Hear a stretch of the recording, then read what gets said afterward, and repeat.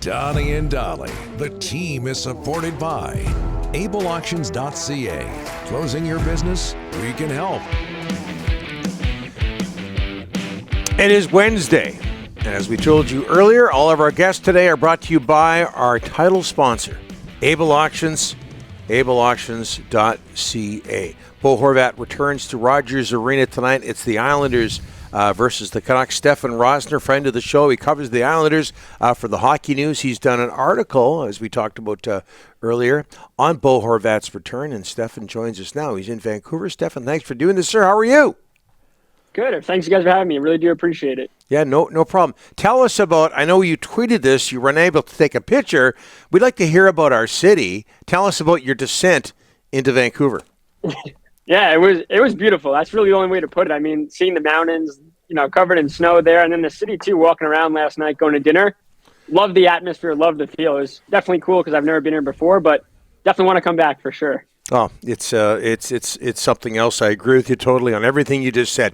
Stefen, do you have a sense about how, and for people who haven't checked it out, you have an article on the Hockey News about Bo Horvat's return. Do you have a sense about how he feels about this return to Vancouver? Yeah, I think it's pretty special. Anytime you spend, you start your career somewhere, spend years there, captain there, teammates there still. It's an emotional time, and I think you saw last year when he made comments at UBS Arena trying to hype the crowd up, things like that, getting caught in the moment. That happens with athletes, right? And I think, he said in the story that it wasn't about the fans.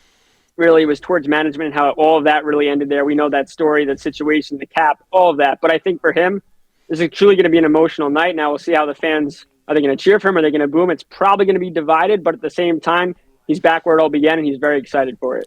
11 points in 13 games for him this season. 28 points in 49 games overall going back to last season with the Islanders. Stefen, just your opinion on the way Bo has fit in with his relatively new hockey team.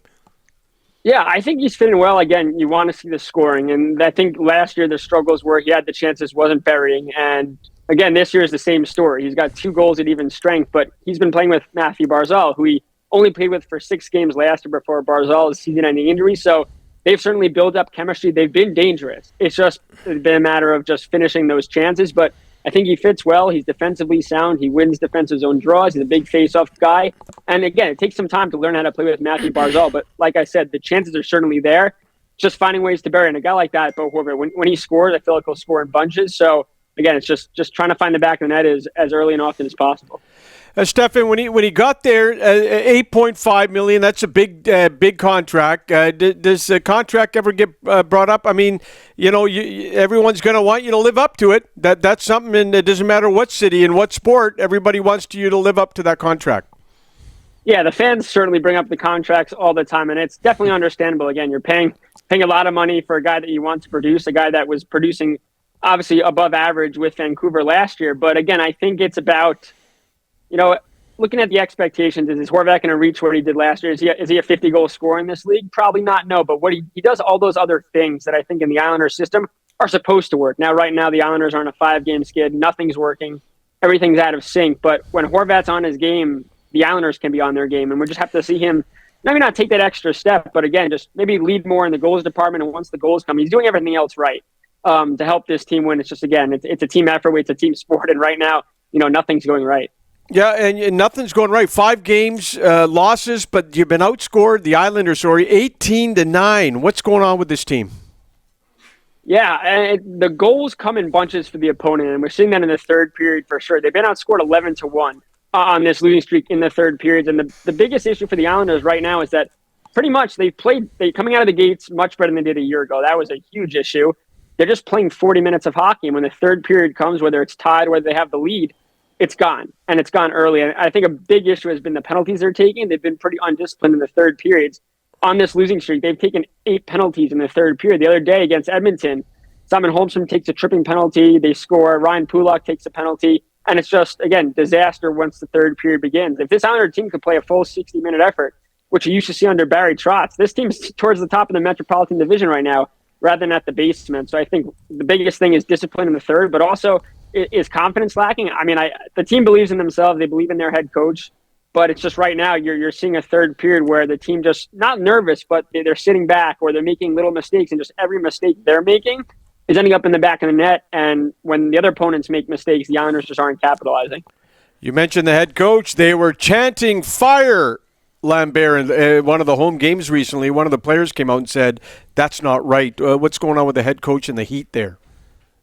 Yeah, well, I think you're seeing the players backing their head coach, which if you're a player on that team or in management, whatever, you want to see that, right? I don't think the players are not playing for Lane. And I think Lane's in a tough spot, too, because we've seen so many different line changes, all these changes. We've seen players being taken out of the rotation. Lane's trying. It's not from a lack of trying. The players aren't not trying to play. They're clearly showing emotion. It's frustrating. I mean, if you're a fan, whether you're media or watching these guys, it's got to be tough losing the way they're losing. Again, it's okay to lose games in the National Hockey League. That's going to happen. It's just the ways that they keep shooting themselves in the foot to lose these games is the frustrating part, because there's talent here. Now, maybe people say that the Islanders don't have enough talent, and under Barry Trotz, he took a team that maybe didn't have enough talent but found a way to win with them. And right now, the Islanders, there's talent there. You guys know Bo Horvat really well. He's got a tremendous amount of talent. Mathew Barzal talent. Pierre Engvall, who is a bottom six guy for Toronto, showed last year how good he could be with that second line with Nelson Palmer. I mean, there's talent here. It's just frustrating when that talent's not coming to the surface in these games. But I think right now is Lane on the hot seat? Yeah, probably. I mean, you're going on a Western trip. You've lost 5 in a row, and you have 3 more games here, and it's not going to be easy. No game in the NHL is easy, but I think this is also a team that could turn it around and go on a 5-game winning streak, So I think it's about focusing just truly on one period at a time. And once they play that 60-minute effort and they get one of those wins, the confidence should be back, and then we'll see if they can carry that momentum. But right now, there's no real momentum at all.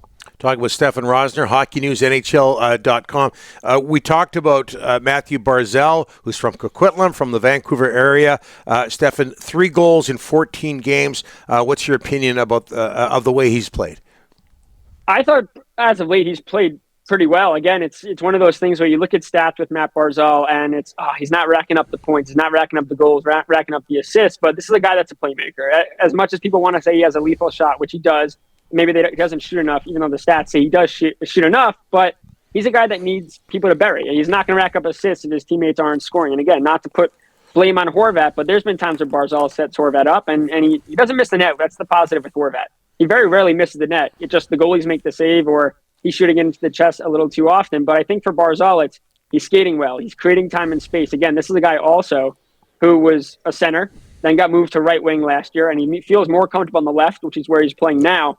And he's got to get used to it. I don't think that transition is easy. People say going from center to wing is much easier than wing to center, but I don't think anything's easy when you've played center your whole career. So I think Barzal's been playing pretty well. Yes, he's going to turn the puck over. That's just what happens when you're a transitioner, but he's played well. I think he probably wants to use his shot a little bit more, but at the same time, once his teammates start burying these chances, those points will get back up. And again, too, he's got a lethal shot. He just has to use it in the right moments. Yeah, such a talent.